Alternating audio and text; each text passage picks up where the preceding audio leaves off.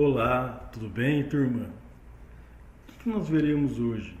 Ainda em linguagem R, aplicando aqui a simulação Monte Carlo.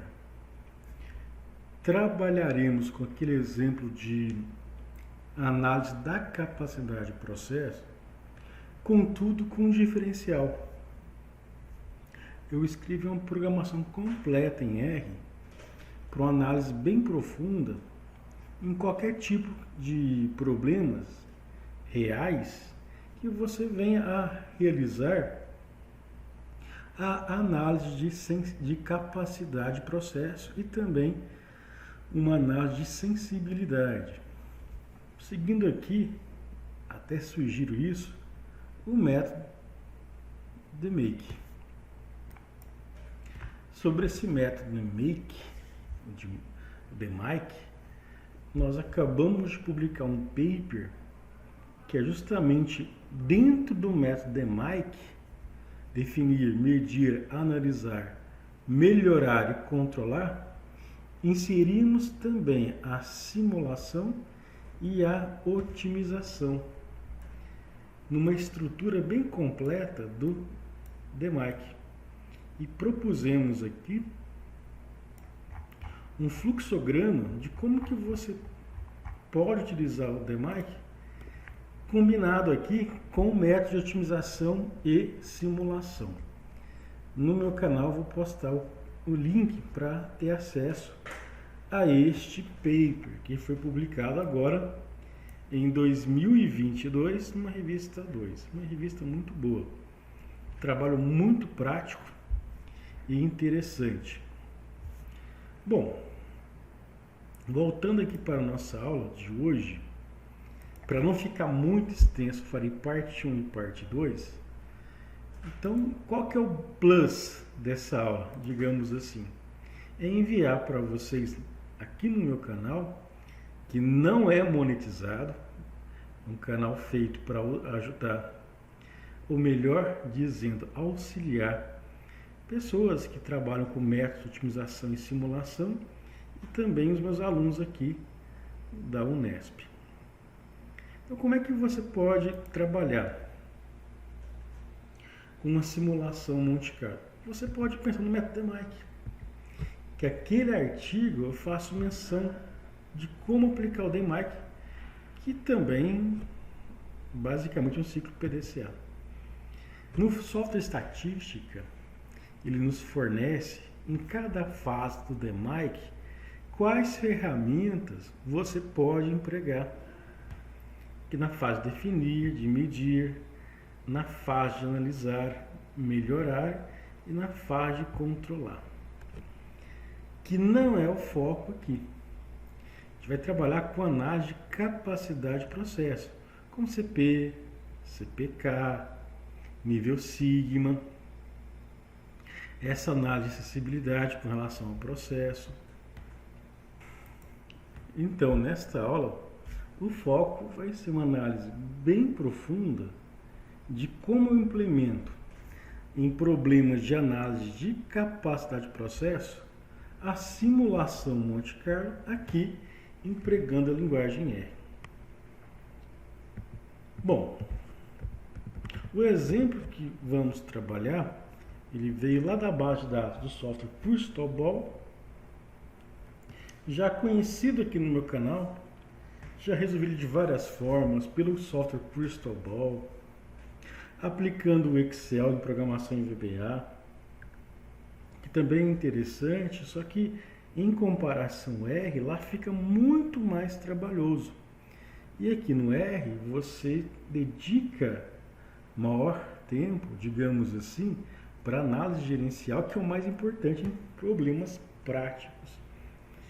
E, mais uma vez, já fiz uma programação completa que vou postar em conjunto com esse vídeo.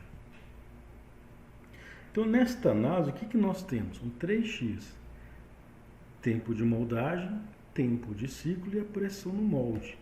A resposta é comprimento.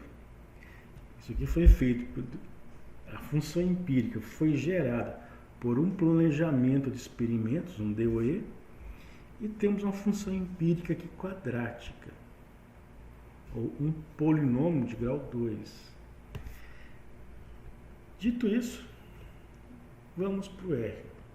Apresentei o problema, é um problema já bem utilizado no meu canal, então não vou dedicar tanto tempo nele. Aqui já está a programação pronta. Então nós temos aqui toda a programação já disponibilizada para vocês e vou comentar uma por uma para que ela serve nessa parte. Então inicialmente nós faremos aqui 100.000 simulações. Clicando aqui no Run, ele já vai nos mostrar o que vai aparecer aqui, 10 à quinta. 100.000 simulações. Esse Z2 será nosso vetor nulo. Eu escrevi Z2 aqui, que ao final faria uma análise de sensibilidade, tomando como base o cenário original. Lembrando que o Z2 é um vetor nulo que vai ser preenchido com cada valor gerado pela nossa simulação. Então, o Z2 é um vetor que vai ter um total de 100.000 elementos. 100.000 valores gerados pela simulação. Essa parte aqui, chegando até a outra chave, é a programação feita pela função for da nossa simulação Monte Carlo.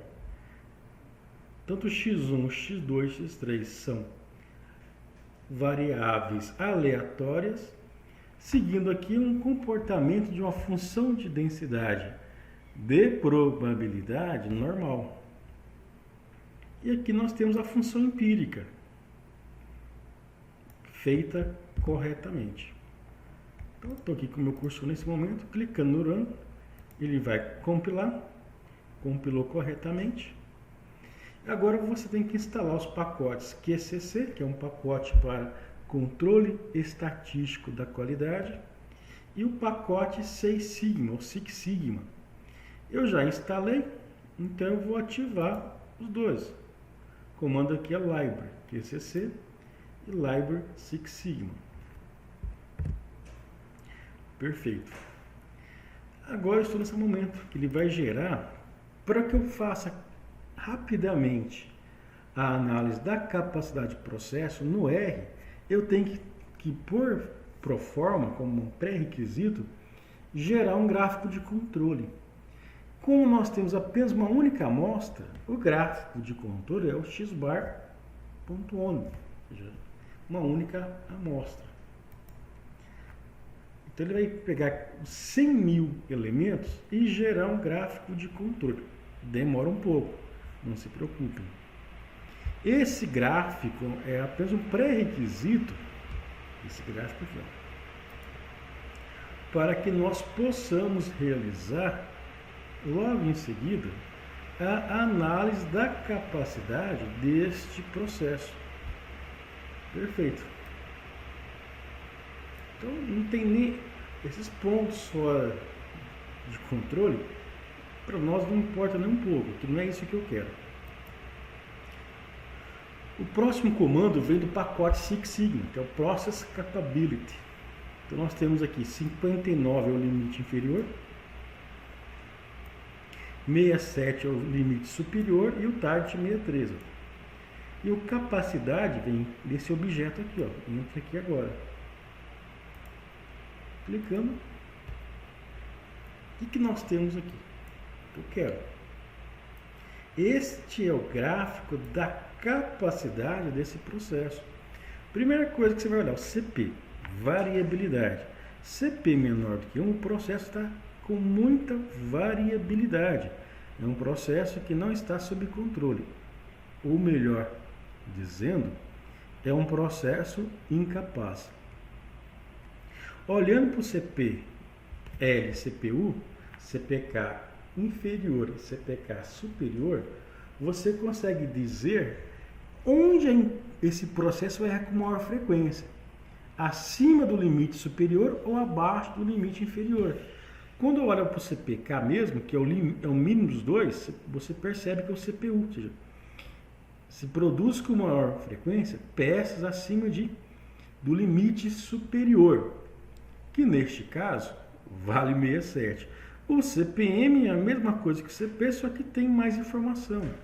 Você tem o target também na equação. Ambos vão dar uma correlação positiva. O que o CP fala, o CPM também vai dizer a mesma coisa.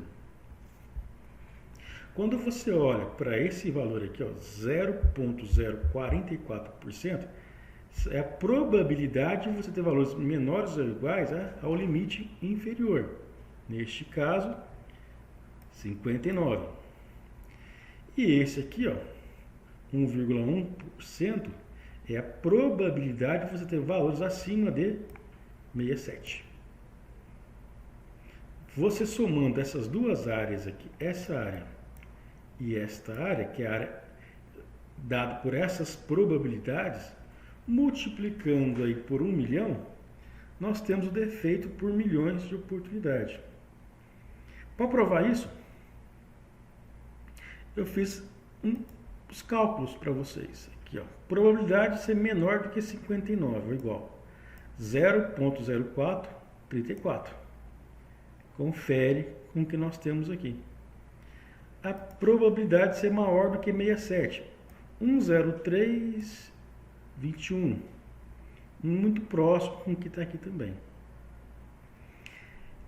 E somando as duas coisas, as duas áreas, e multiplicando por 1 milhão, que eu fiz aqui agora, aproximadamente 10.755 peças defeituosas para cada 1 milhão de peças produzidas.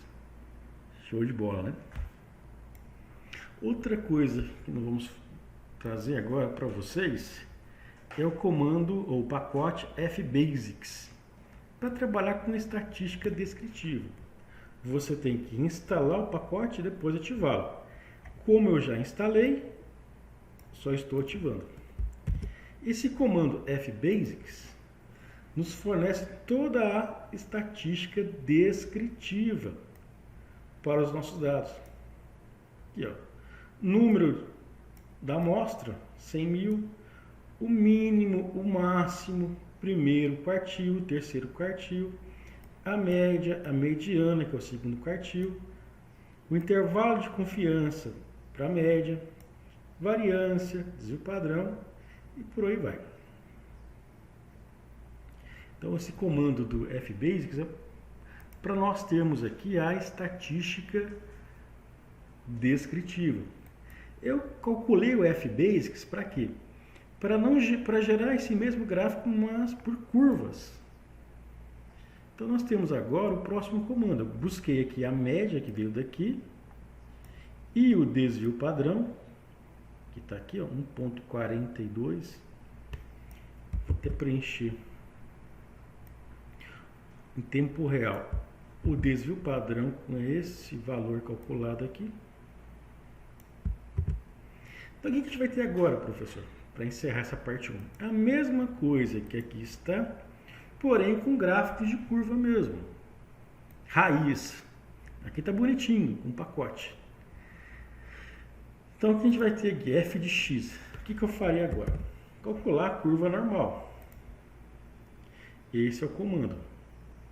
Média, desvio padrão. Plot default. Ele gerou o gráfico. Agora eu vou traçar uma curva aqui na reta na vertical para seus valores do limite inferior e do limite superior, como está aqui, Então é a mesma coisa com o pacote, porém você consegue enxergar em termos de curva. Aqui está o 59, que é o limite inferior de especificação, e aqui o limite superior de especificação. Avançando aqui, vou calcular nesse momento, esse comando calcula a curva normal acumulada. Apenas para vocês enxergarem. É a curva normal acumulada para 100.000 simulações.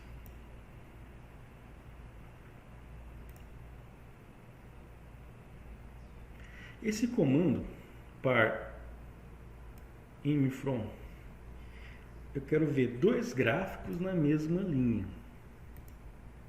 Então, o que eu acabei de fazer agora, eu vou fazer novamente. Ó.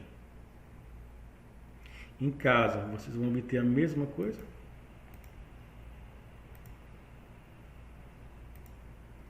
Só que eu quero vê-los, esses dois gráficos, normal simples e normal acumulada, numa mesma linha.